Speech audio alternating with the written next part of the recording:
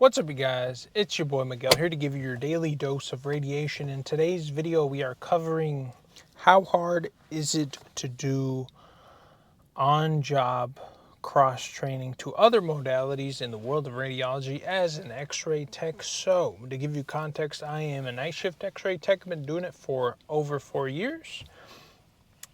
And cross-training, depending on your hospital or wherever you choose to work, is possible in some places. Some places don't allow it. Some places only allow it if they get desperate and they don't have that many people with the credentials. So it kind of depends on the area. I work in the state of Texas. So I would say, just based off of talking to other techs or even just from what I've seen at my work, some places they need you to be an X-ray tech for 3, 6, even a year before they will even consider you cross-training, depending on the hospital's, protocol, or they just want to get you situated with just how like the system and stuff works before you start cross-training. Other places, if you graduate as an X-ray tech and you apply to work, you could cross-train to probably like CAT scan is one of the common ones that are easy to cross-train into.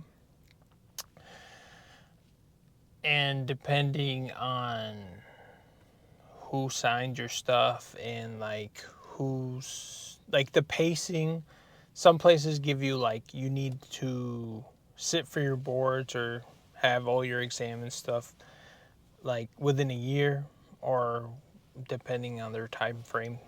And then if you don't like pass your exams, you may have like a little bit of a window. If not, then you'll probably get pushed back into X-ray, or I'm not sure how that goes, but that's how we do it at our establishment. Certain modalities we'll say, are a little bit more harder to do.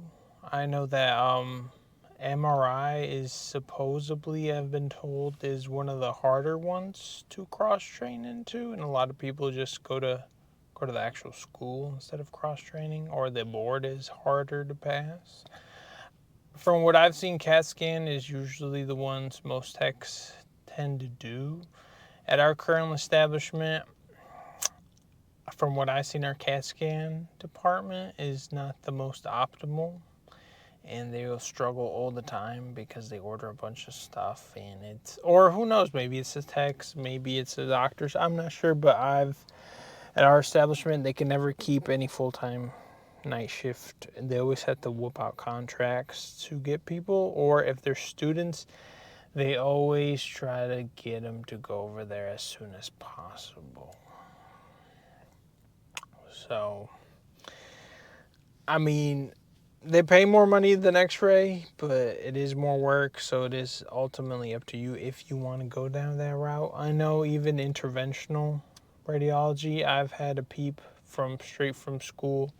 He literally came to our department for like maybe 3-4 weeks, and then he swinged over to interventional radiology, and I think he's like currently like 6 months into it, and he's still learning, because you have to like comp your exams, and you still have to be doing like through the ART all the other educational stuff like quizzes and exams to get your knowledge up to be able to sit for boards. Because like you could either go through school and then they can assign you to a clinical site, or if you're here at work and they allow it, you can just comp and then try to educate yourself with like maybe like a book they sell online. So up to you in that aspect. I know that as you're training / working, there is a significant pay deduction. Like I think for our department, if you cross-train CAT scan, depending on the years you've been X-ray, you may get a little bit more. But if you're fresh, I think it's like a $5 or even $10 difference that just because you're not certified. I think I can't remember exactly what it is, but it is a good difference of pay. So that's something to consider, I guess, if you need it. Me personally, I don't feel comfortable cross training at our establishment. I mean, I had hopes to, but then everything I saw, and I'm like, I think if I do it, I'm gonna just go through school or maybe try somewhere else to cross train, just because majority of our techs aren't even certified. Like, I think there's like maybe 1/4 of the department is even certified. So even training and learning, yeah, you can learn how to do the job, but the actual other aspects is not the best places. I mean, I think out of every person who's tried to cross train, maybe like 1 out of 3 will actually pass their boards, and the other ones they've had to switch like places because they weren't able to sit for boards, or maybe they weren't able to get older. Well, comps they would be able to, but they weren't able to get their credentials on that side. So I know I've heard that our place also offers mammography as another one. I've seen a few people cross train into those, but I know depending on who, because someone has to sign like that, like your comps, like a regular X-ray school.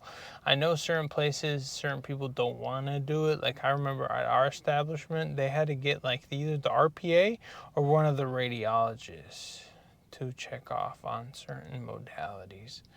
And it took like a really long time to convince one of them to do it, because ultimately you're signing and you're putting your credentials on the line thing. So just an option if you ever considered to doing it. Me personally, I might do it later, but right now I'm pretty happy in X-ray, and it's pretty smooth gig. And yeah, if you're new to the channel, hope you enjoy this beautiful world of radiology we have here. And I post videos almost on a daily basis, and we'll see you on the next one.